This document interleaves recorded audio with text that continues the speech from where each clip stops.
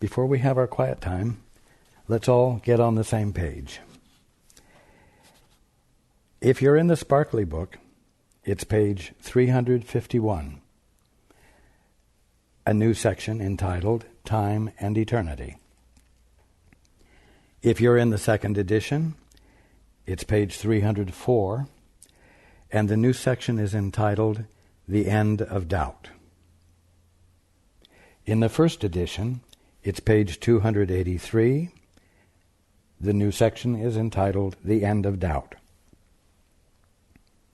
If you're reading from the JCIM, it's page 147, new subject, Time and Eternity. And if you're reading from the CIMS edition, it's page 295, Time and Eternity.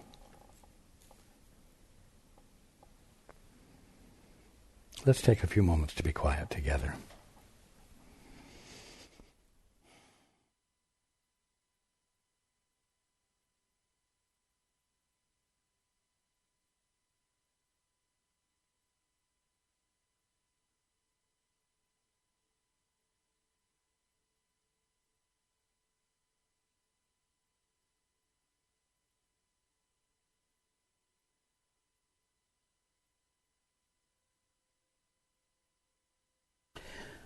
Okay.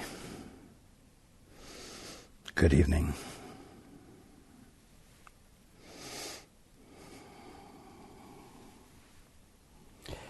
And welcome to everyone who's joining us on the internet.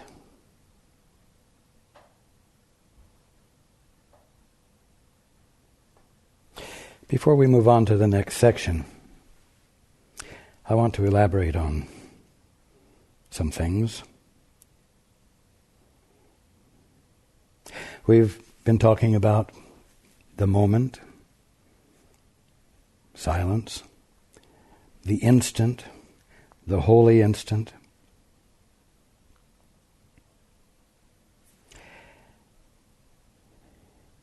And if we're not careful about the words, if we're not careful about the way they're used, you can delay your awakening. It really needs to be understood that the word instant has nothing to do with time. You tend to think of it in terms of time. You think of it as inseparable from time. It is as though the instant is the smallest portion of time that is measurable or conceivable. You take a photograph and you say, I have caught an instant of reality. An instant of reality has been frozen in this picture.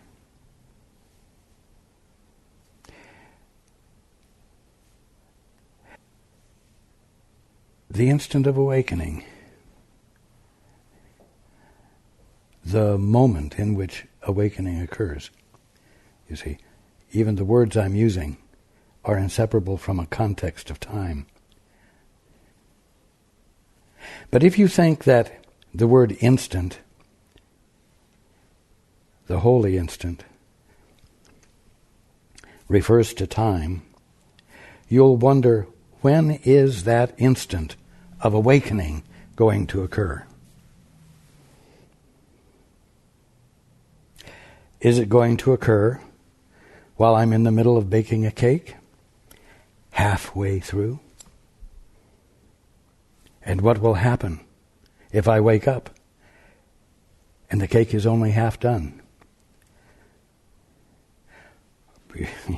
Who will come and clean up all the unfinished business? You see, as though the instant of awakening had anything at all to do with time. When will it happen? When will the instant occur? Perhaps December 21st, 2012. There's a lot of interest in that. I promise you. December 21st, 2012 isn't far away. It's something you can begin to get either excited about or fearful of. Better hurry up and get done what you need to get done or what you want to do before you can't ever do it again.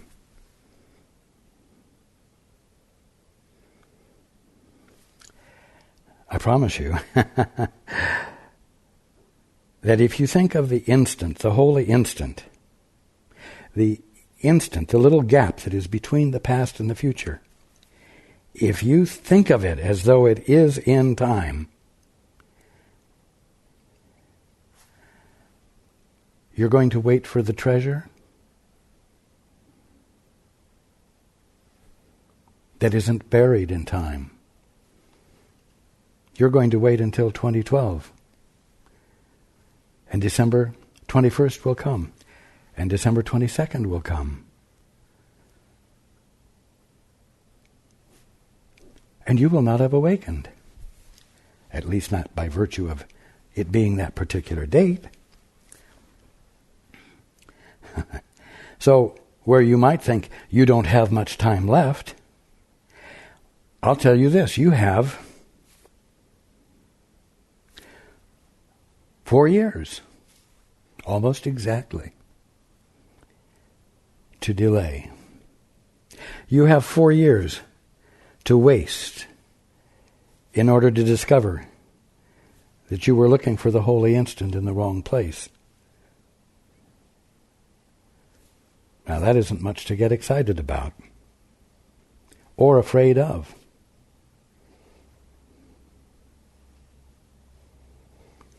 So,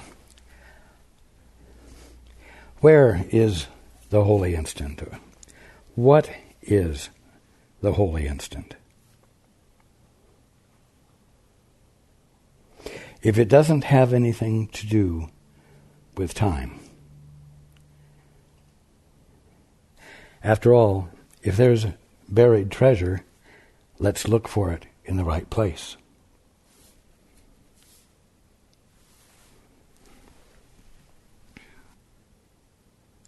The holy instant, the instant of holiness, this key threshold of awakening, lies in you.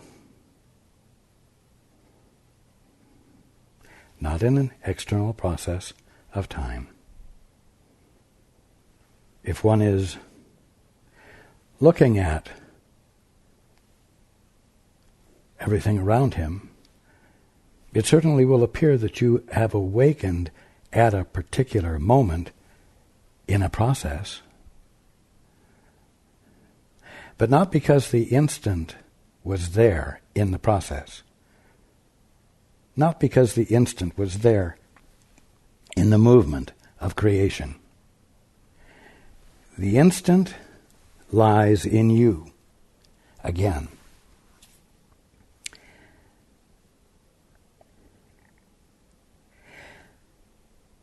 And as we've said before, it lies in the absence of thinking. It lies where anticipation of the future imaginatively isn't occurring, and where remembrance of the past isn't occurring.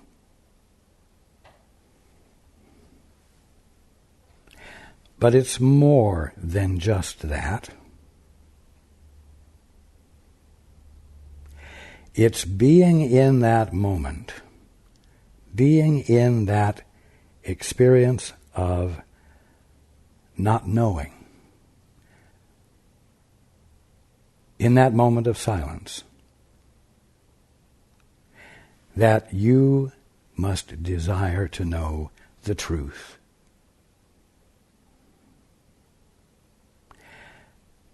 And most specifically, to know the truth about your brother.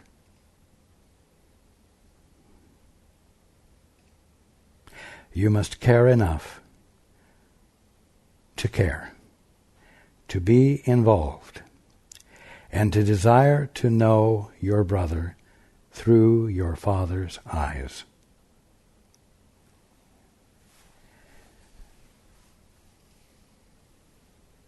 Stay with me on this. The holy instant is an act. It's an action. You could call it a decision, but it's an action. A willingness to say yes. The holy instant is embodied in the action of saying yes to God. You see? It's not a time or a place. It's a place where you stand within yourself before the switch, the on or off switch, the yes or no switch. The instant is the saying of yes or no. Presently, you're all saying no. You're saying, but Father, I would rather do it myself. I would rather see it my way. I would rather continue to be in charge to the best of my ability and improve my capacities, because it's so self-satisfying. Again, the holy instant, the instant of wholeness, is embodied in the act of saying yes to God.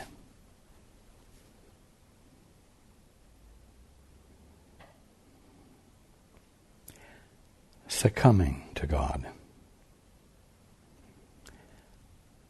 Surrendering to God.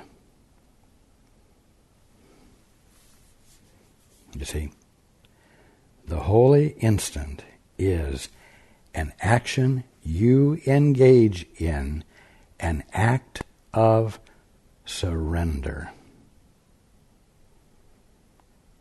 where you once and for all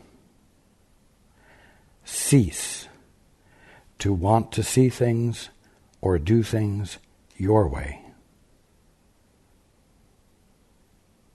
And you yield into the infinite way things work. You yield into the movement of creation itself, no longer holding yourself apart from it in any way.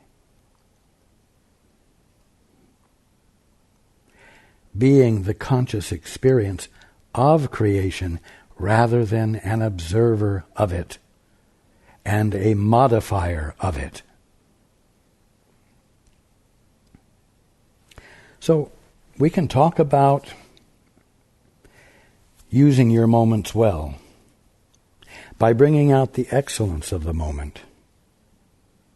And you can appropriately understand that that means the moments in your day, no matter where you are, no matter what you're doing, no matter who you're doing it with.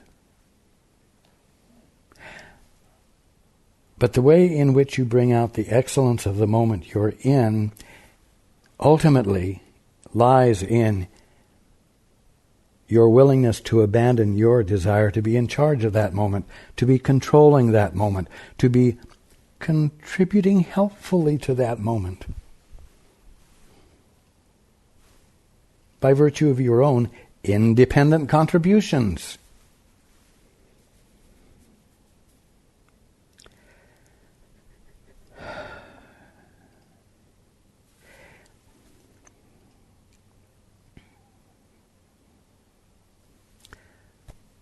That's where the instant is.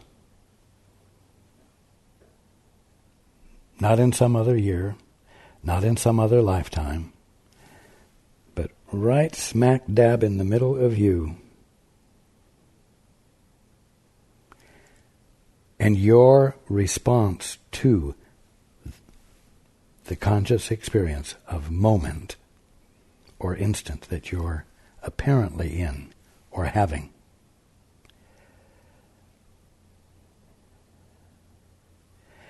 You move over the threshold of ignorance into enlightenment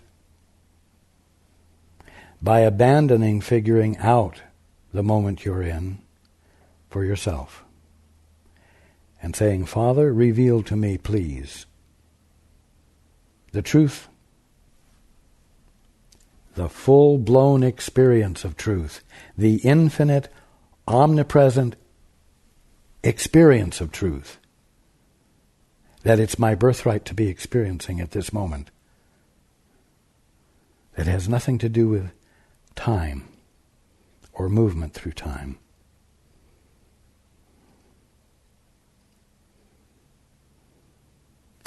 More and more it's going to mean being in each moment where you in the past would have thought you knew how to deal with the moment, and daring to say, I don't know how to deal with this moment.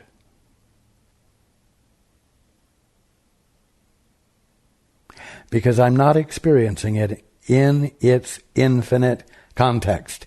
And therefore, I will refrain from acting on the basis of my best thinking, my best judgments.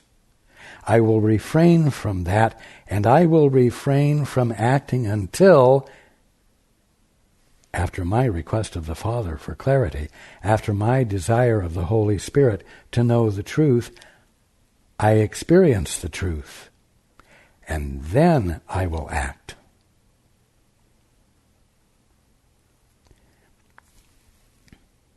Now,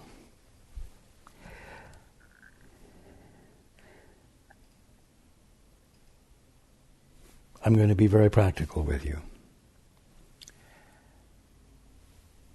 You are going to have to act many times before you hear the answer.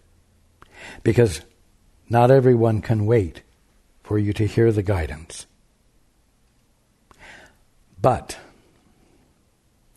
the more consistently you reach into that place where you know you don't know,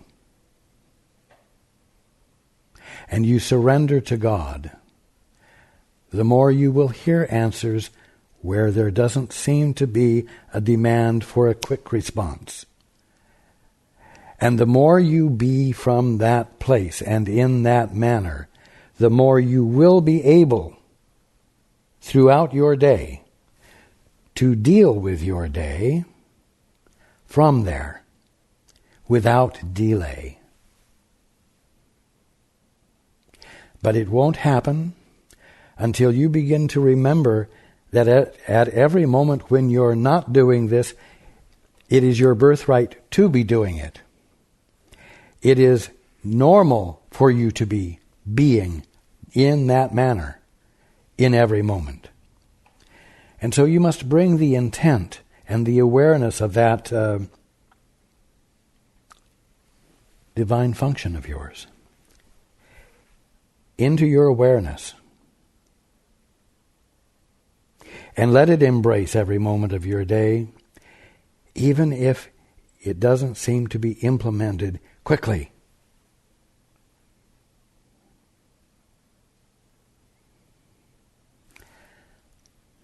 You see, it's not going to happen on a particular date.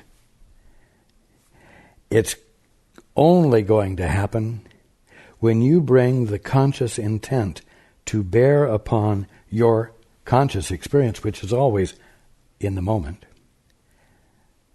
and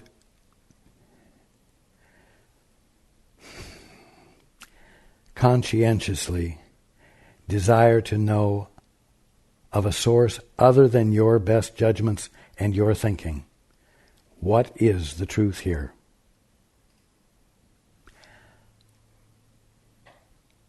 How can I illuminate the excellence of the moment?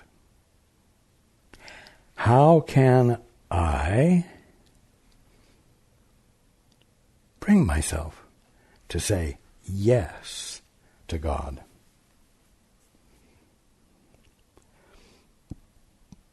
Some of the questions you ask may seem to elicit complicated answers.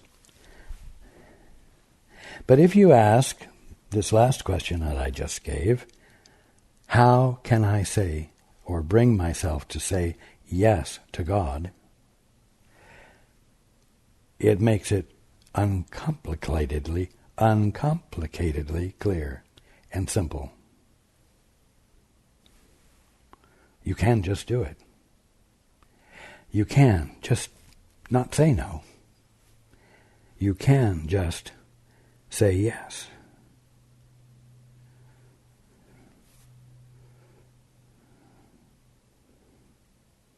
You can just say yes.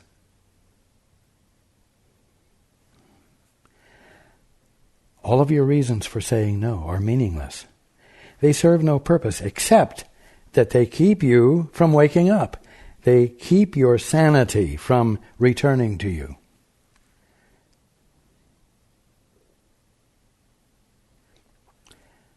You can just neglect to say no.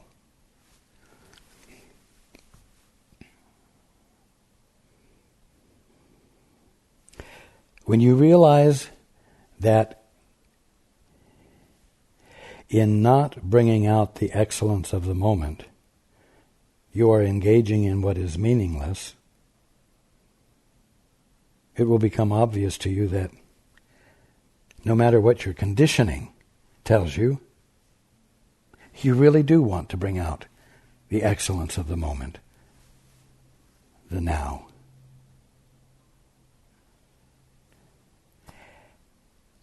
And that you can say yes, and that you can stop fretting and let the feeling of the goodness and the joy and the love of being meaningful arise in you because it's there in you. And in so many words, change your mind. You can change your mind. You can make a new decision. You can stop saying no. You can say yes.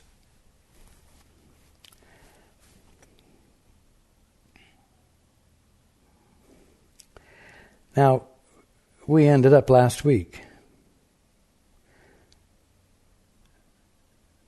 time, with an extremely significant sentence.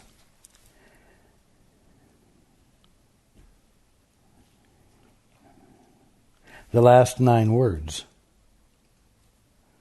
could easily go overlooked. The sentence says this: offer the miracle of the holy instant through the Holy Spirit and leave His giving it to you to Him. Offer the miracle of the holy instant. Offer it. Extend it to your brother. How? By wanting to know the truth about your brother. By wanting to know how your Father sees your brother. No matter how your brother is presenting himself, no matter how you're conceiving your brother to be, what is God's truth about your brother? What's the reality that's beyond your brother's current sense of himself or your current sense of him? You want to get past your current sense of him and his current sense of himself because you want to get to the excellence of him, which he also wants to get to. None of you want to continue parading around in a less than excellent manner, missing out on your birthright, struggling for that which you needn't struggle because it's yours. But all of you have missed the point because you think that your personal effort, the energy you put into the struggle, is what you're here for.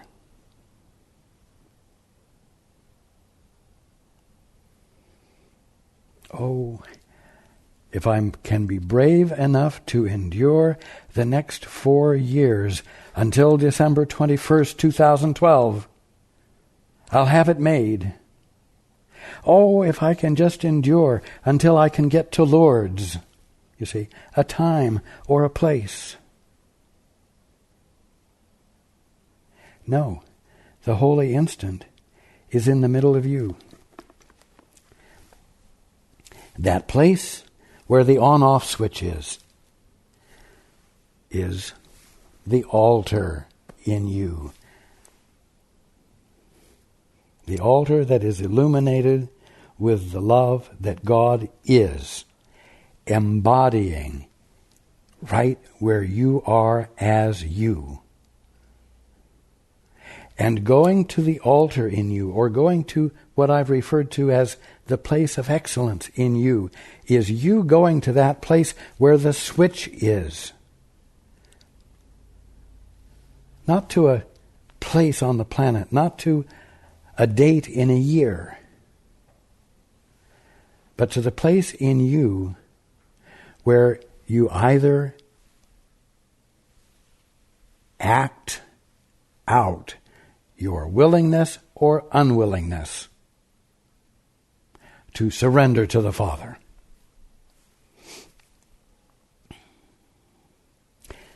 That's where the instant is.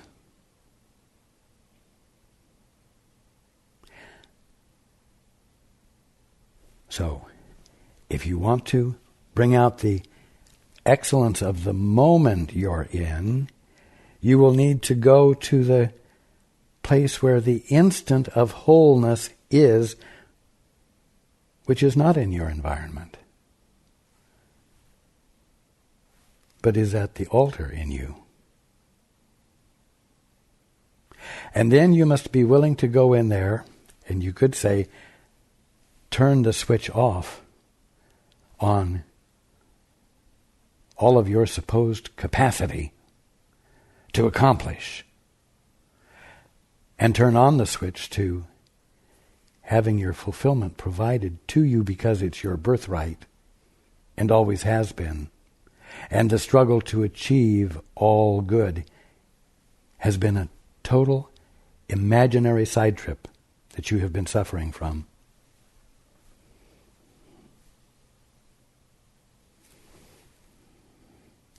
So,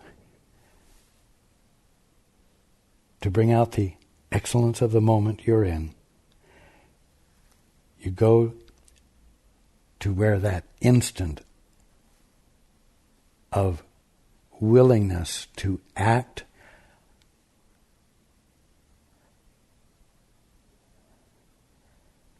and embody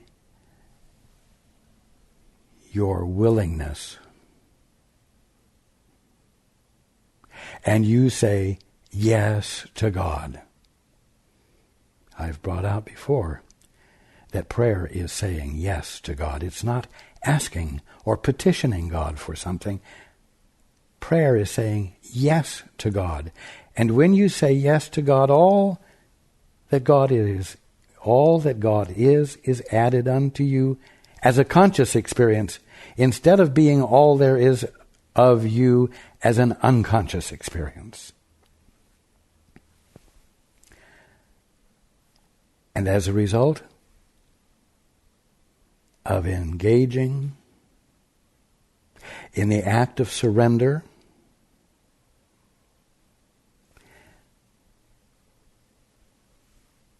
you spontaneously behave in a manner that brings out the excellence of the moment.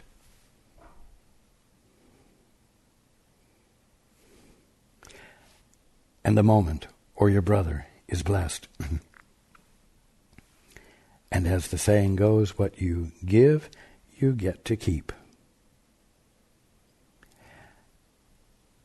Another way you could say that is, what you give, you get to receive for keeps forever.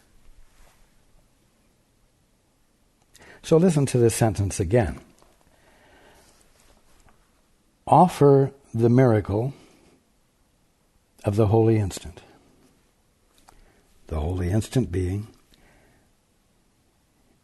your act of surrender. Offer the miracle of your act of surrender through the Holy Spirit. And leave His giving it to you, the Holy Spirit's giving it to you, to Him. Engage in being the gifter and give what you need How can you give what you need if you don't have it, if you still need it? Well, it takes faith. It takes commitment to what seems to be the impossible. And what makes it possible is your willingness to look at your brother and know that there's an excellence there, an excellence of God there, even if he can't see it and even if you can't see it. And then you desire to home in on that instead of magnifying your concept of him or his concept of himself. That is an act of love. That is an act of abandoning your best thinking or worst thinking, which means abandoning your best or worst concept of him, and flipping the switch and saying yes to God, saying yes to God's perspective, and not being willing to act until that perspective dawns on you. Persisting in that ultimate result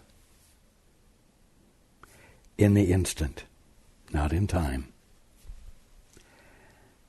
So you offer the miracle of the holy instant through the Holy Spirit, and these are the key words, and leave his giving it to you to him. Forget about getting it.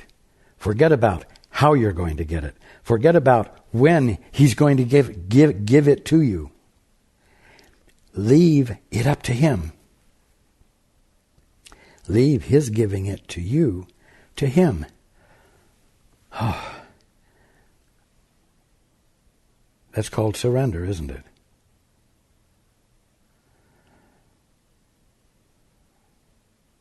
That's abandoning all control. That's abandoning every desire to exercise a little coercion.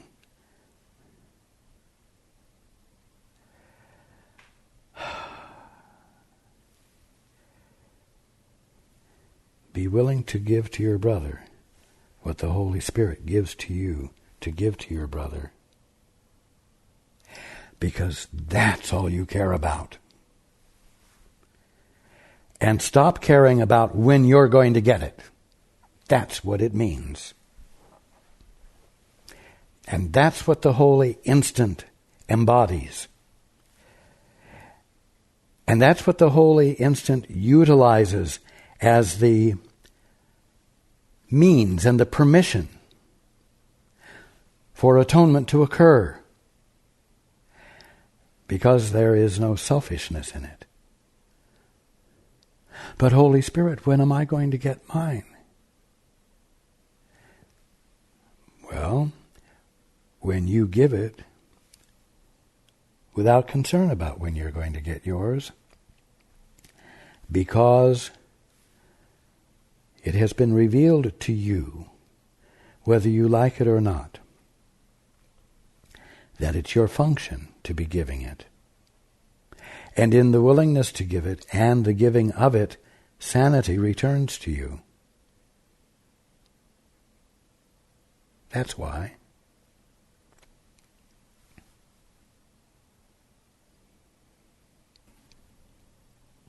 Offer the miracle of the holy instant,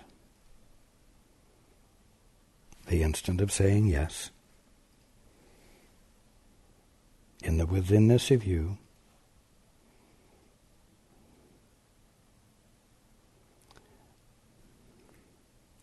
through the Holy Spirit, and leave his giving it to you to him.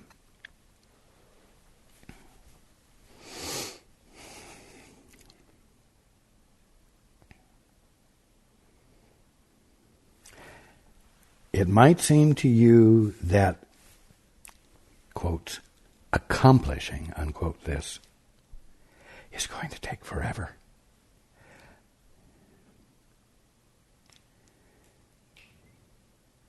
And indeed, it might seem as though it is taking forever.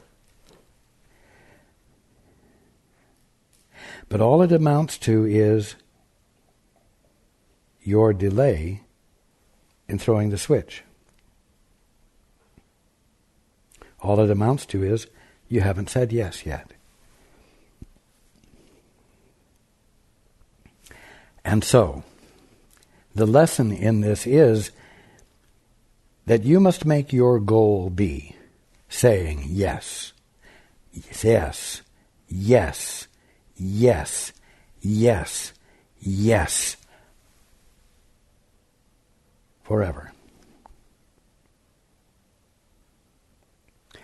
Or, better than that, saying yes once without reserving the right to ever say no again.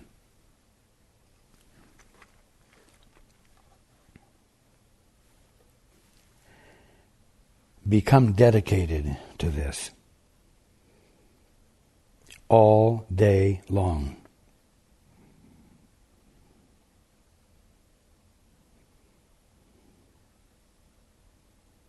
Until you stop doing what keeps you from your good, you won't have your good.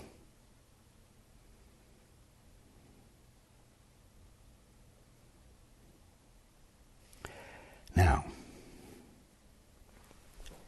because you are God's son, God's daughter, because you are the direct expression of God and can't become anything else, then, as we've said before, all the while that you are attempting to exert authority yourself, by yourself, you are nevertheless constantly accompanied by that which is present to undo and devalue your inclination to do this, your inclination to act independently and value your independent authority. And what it is your sanity. What it is the Holy Spirit. What it is the presence of God in you, being you in spite of your imaginations. And therefore, because God is God, it's His presence is a constant pressuring against your feeling any satisfaction from trying to be what you're not, and urging you and pressuring you to abandon it. And so you have constant support. Now I bring this out because you really have to begin to grasp that as you go through your mundane days, you're walking through the kingdom of heaven. And all the while that you think you are making things happen, and that you are in charge, and that everything's up to you, none of it has been. And you deserve not to be misled by such beliefs. And you are companioned with by that which has the intent of relieving you. Therefore, dare to persist in every moment of your day, wanting to bring out the excellence of that moment by going where the holy instant is, which is in the center of you, where the on-off switch is, where the yes-no action is.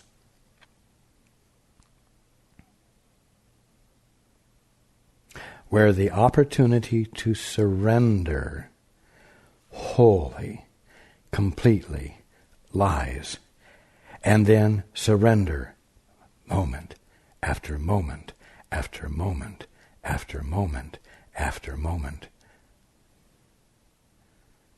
until you have abandoned completely any inclination to practice any right to do anything else.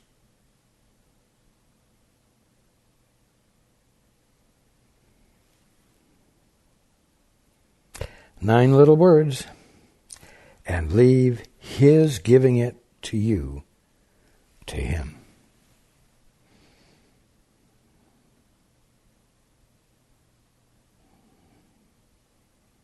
That is enough to abide with for now. And next week we will proceed into the next section.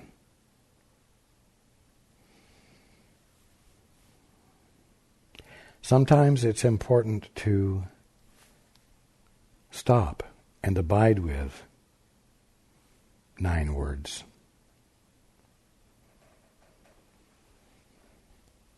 And not gulp down a whole chapter at a time.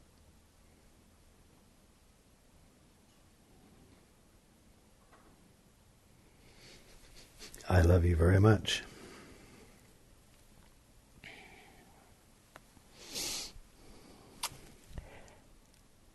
And I look forward to being with you next week.